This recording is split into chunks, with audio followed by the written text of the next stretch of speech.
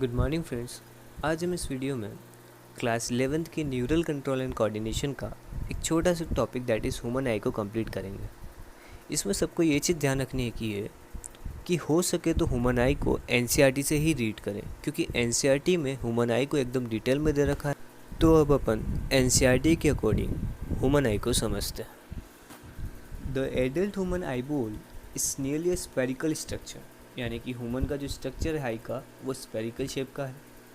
The wall of the eye ball is compose of 3 layer, यानी कि जो आई की जो वॉल होती है 3 लेयर से मिलकर बनती है। The external is compose of the dense connective tissue and it is called sclera, यानी कि जो सबसे आउटर मोस्ट लेयर है उसका नाम है sclera. The anterior portion of this layer is called the cornea, यानी कि जो इनर मोस्ट लेयर हो गई वो कॉर्निया हो गई और आउटर मोस्ट स्क्लेरा हो गई। The middle layer is called the choroid, यानी कि जो मिडिल लेयर हो गई वो कोरोइड हो गई। Contains many blood vessels and looks bluish in colour, यानी कि जो कोरोइड हो गई उसमें बहुत सारी ब्लड वेसल्स का कनेक्शन होता है और वो थोड़ी ब्लूइश कलर की दिखती है। The choroid layer is thin over the posterior 2/3 of the eye ball, यानी कि जो पोस्टीरियर साइड होता है आई का, यानी कि पीछे वाला बैक पार्ट जो होता है वहाँ पे कोरोइड बहुत ही ज़्यादा पतली होती है। But it become thick in the anterior part ciliary body, यानी कि कोरोइड पोस्टीरियर साइड तो हो गई थिन यानी कि पतली, और एंटीरियर साइड वो ठीक हो जाती है जो कि सीलियरी बॉडी का फॉर्मेशन करती है। The ciliary body itself continues forward to form a pigmented and opaque structure called the iris, यानी कि सीलियरी बॉडी फर्दर कंटिन्यू होकर आयरिस का प्रोडक्शन करती है जो कि एक विजिबल पोर्शन होता है अपनी आई का। The eyeball contains a transparent crystalline lens which is held in place by the ligaments attached to the ciliary body, यानी कि ciliary body से कुछ ligaments arise होते हैं जिससे ट्रांसपेरेंट क्रिस्टलाइन लेंस अटैच्ड होता है। तो ये चीज़ नोट करने की है कि लेंस काई से अटैच्ड होता है तो वो सिलियरी बॉडी के लिगामेंट्स अटैच्ड होता है। In front of the lens the aperture surrounded by the iris is called the प्यूपिल, यानी कि जो अपने आँखों में जो ब्लैक कलर का जो सर्कल टाइप होता है और किसी किसी के अंदर ब्राउन कलर का होता है वो प्यूपिल होता है। The diameter of the प्यूपिल is regulated by the muscles fibre of the iris, यानी कि जो प्यूपिल जो है ना उसका डायमीटर छोटा बड़ा हो सकता है जो कि किसके कंट्रोल में रहता है, आइरिस के कंट्रोल में रहता है। The layer is called the retina, यानी कि जो इनरमोस्ट लेयर होती है आईबॉल की वो रेटिना होती है जिसके बाद विट्रस सुमा भरा हुआ रहता है। And it contains 3 layers of neural cells from inside to outside, यानी कि रेटिना जो होती है वो 3 लेयर से मिलकर बनती है। फ्रॉम इनसाइड टू आउटसाइड यानी कि ganglionic cell, bipolar cell and the photoreceptor cell. There are 2 types of photoreceptor cells, यानी कि अब फोटो रिसेप्टर सेल खुद 2 टाइप के होते हैं, नेमली रोड्स एंड द कोन्स। सबसे पहली बात तो ये चीज़ क्लियर होनी चाहिए कि कौन सेल्स अपन को कलर्ड विजन दिखाने के लिए हेल्प करते हैं, यानी कि जो भी चीज़ अपन को कलरफुल दिख रही है वो कौन सेल की हेल्प से दिखता है। लेकिन रोड सेल्स इसी जगह ब्लैक एंड वाइट विजन दिखाने के लिए रिस्पॉन्सिबल होते हैं। तो अब आगे देखते हैं। This cells contain the light sensitive proteins called the photopigments, यानी कि जो रोड्स और कोन्स होते हैं उसमें लाइट सेंसिटिव प्रोटीन प्रेजेंट होते हैं जिनको अपन फोटोपिगमेंट्स बोलते हैं।